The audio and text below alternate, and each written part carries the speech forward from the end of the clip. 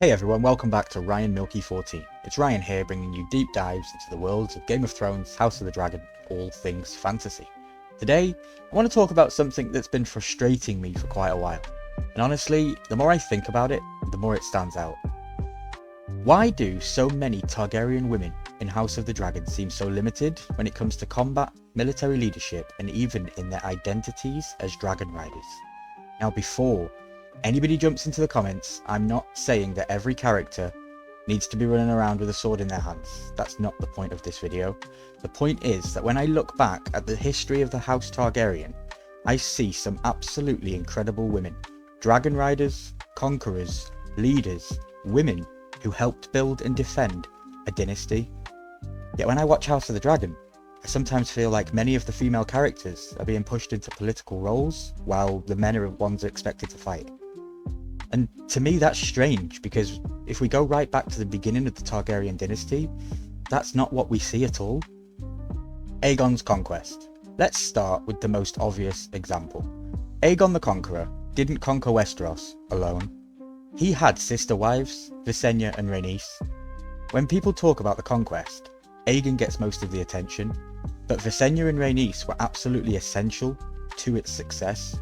Visenya rode Vhagar. Rhaenys rode Meraxes. Together with Aegon and Balerion, they brought Westeros to its knees.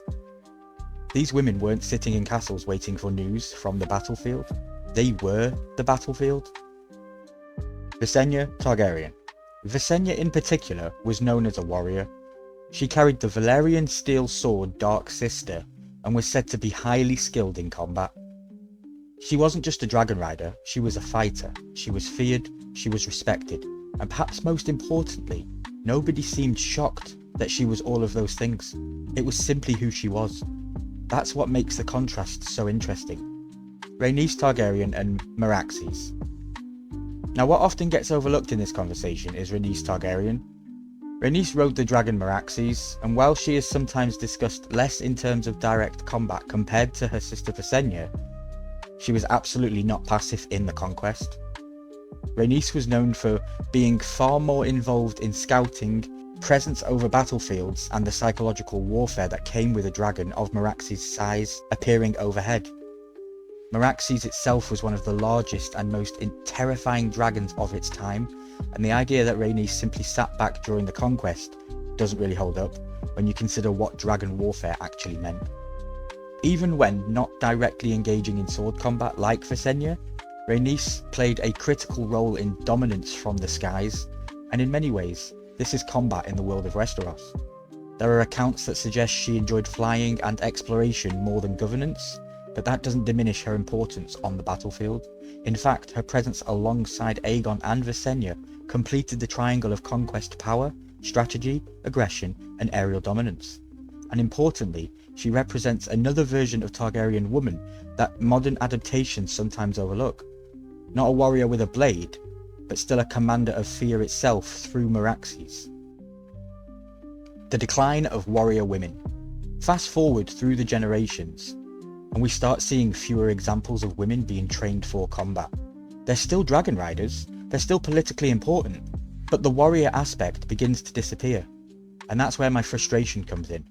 Because dragons are effectively medieval fighter jets. If you're trusted to ride a dragon into battle, why wouldn't you also receive military training? Why wouldn't you learn strategy? Why wouldn't you be trained with weapons? Especially if you're part of a royal family and one day might need to defend yourself or lead armies. It feels like there's a disconnect there.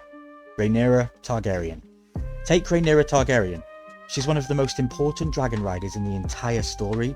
She's the heir to the Iron Throne, she's riding Syrax, she's at the centre of a civil war. Yet we rarely see any indication that she's received serious martial training. Compare that to someone like Visenya and the difference feels huge. Now to be fair, House of the Dragon is focusing heavily on politics, family drama and succession. That's part of what makes the show so great. But sometimes I can't help feeling that some of the female Targaryens have been written into positions where they react to events rather than shape them directly through their actions. Helaena Targaryen and Dreamfyre. And then there's Helaena Targaryen.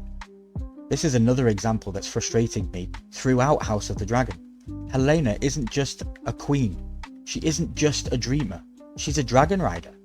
And not just any dragon rider either. She rides Dreamfyre. Think about that for a second. Dreamfyre is one of the oldest and most significant dragons alive during this period.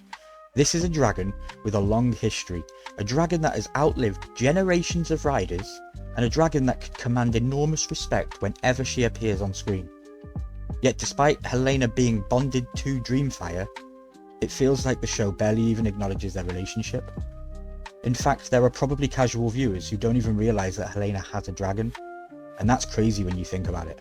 One of the recurring themes in House of the Dragon is the importance of dragons, the bonds between rider and dragon, and the power that relationship gives members of House Targaryen.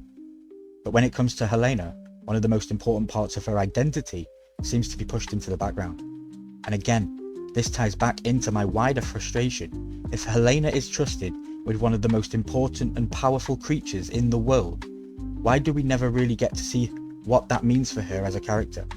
What was her training like? What was her relationship with Dreamfyre like? How often does she fly Dreamfyre? How confident was she in the saddle? These are questions I found myself asking because the show rarely explores them. Instead, Helaena is largely defined through her prophecies, her visions, and the tragedies that surround her. Baela Targaryen and Moondancer.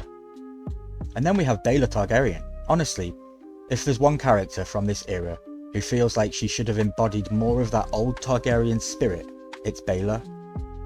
This is a woman who rides Moondancer. She's bold, she's fearless, she's outspoken. She doesn't strike me as someone who would simply sit back and watch events unfold around her. In many ways, Baela feels closer to the image people have of the early Targaryens. The dragon-riding blood of old Valyria still lives alive within her.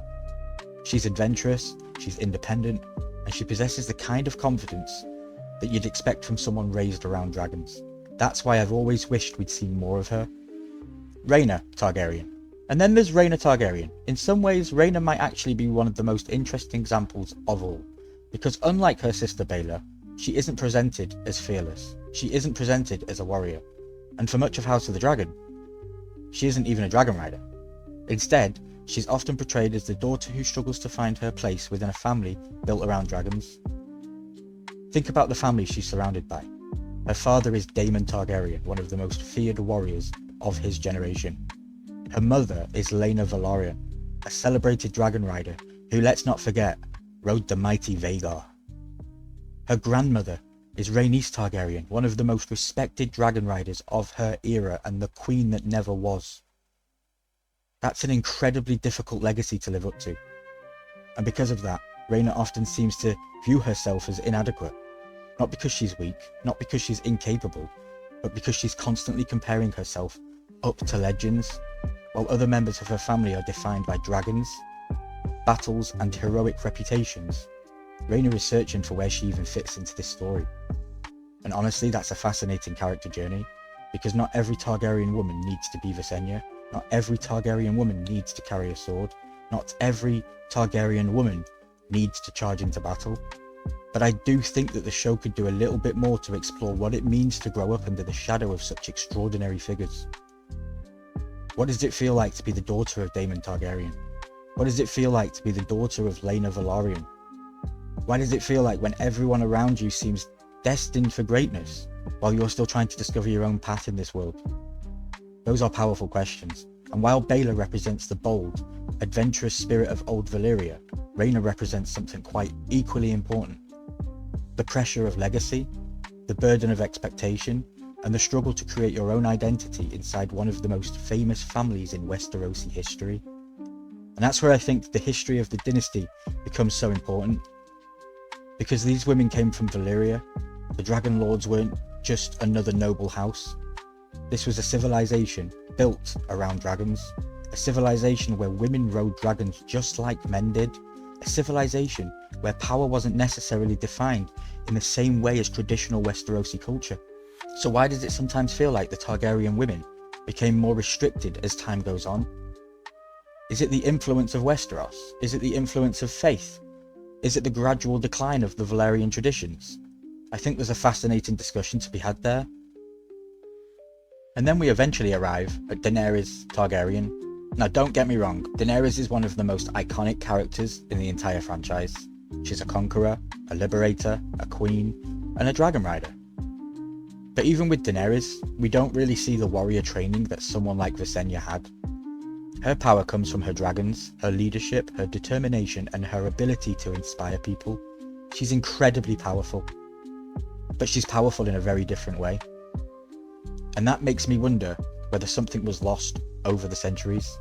Whether the Targaryens gradually moved away from producing warrior queens and warrior princesses. Whether the culture that created figures like Visenya slowly faded away. Maybe that's intentional. Maybe it's part of the tragedy of House Targaryen. The further they moved away from old Valyria, the more they lost pieces of what made them unique. The dragons eventually died, the dynasty weakened, and perhaps the warriors' traditions of some of the Targaryen women faded as well. Before we wrap up, I would like to give a quick thank you to HBO for providing promotional images for House of the Dragon throughout the season. Those images help content creators like myself create thumbnails, videos, and discussions surrounding the show, and they are gratefully appreciated. As always, all opinions expressed in this video are entirely my own. I also want to give a massive thank you to Jeremy from LSAPC, Charles from Poppin, Missouri, and Danger Ginger. Over the last few days, we've had some fantastic conversations about House of the Dragon Targaryen history and the role of women throughout Westeros. One point that really stood out to me came from Danger Ginger, who raised an interesting perspective about how most of Westerosi history is viewed through the lens of the society that recorded it. History books were largely written by men. Power structures were largely controlled by men. And often it's those voices that determine how future generations remember important figures. Whether you agree with that interpretation or not, I think it's a fascinating angle to consider when discussing some of the women of House Targaryen. And thank you to all three of you for helping inspire this discussion. Now, I want to hear from you. Do you agree that House of the Dragon could have done more in the martial side of the female Targaryen characters? Do you think Visenya represents a lost tradition within House Targaryen? Should Helaena and Dreamfyre have received more focus in the show? Should Baela have had more time to shine as a dragon rider? Do you think the influence of Westeros slowly changed how Targaryen women were raised over the generations? And do you think Daenerys would have benefited from receiving some kind of training like Visenya once had? Let me know down in the comments below. If you have enjoyed this video and discussion, do not forget to like the video, subscribe to the channel and ring that bell so you do not miss future House of the Dragon and Game of Thrones content. If you'd like to support the channel even further, you can buy me a coffee using the link down below in the description. Thank you very much for watching. I've been Ryan, and I'll see you in the next one.